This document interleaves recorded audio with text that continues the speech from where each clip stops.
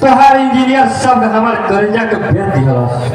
एक दिन हमारो शादी तोहर जैसा इंजीनियर से होके वाला रहे। दुल्हा के पालकी हमारे बाबूजी के मरल लाश के सामने से निकल। जब हम पिछो होकर रोवत रहे, कैसे निर्दय रहे जेकर करेजा ना पिघलल।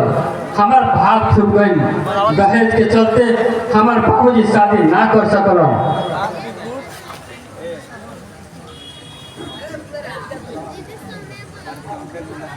दहेज के चलते शादी ना भइल। दहेज समाज के कोर हो।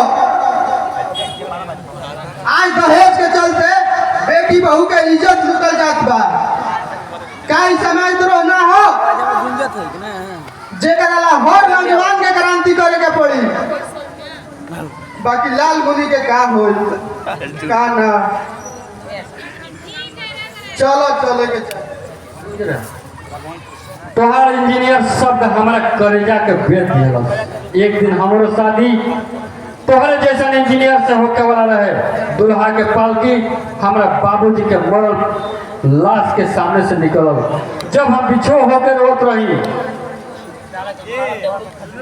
कैसा निर्दय रहे जेकर करेजा ना पिघल सकल। हम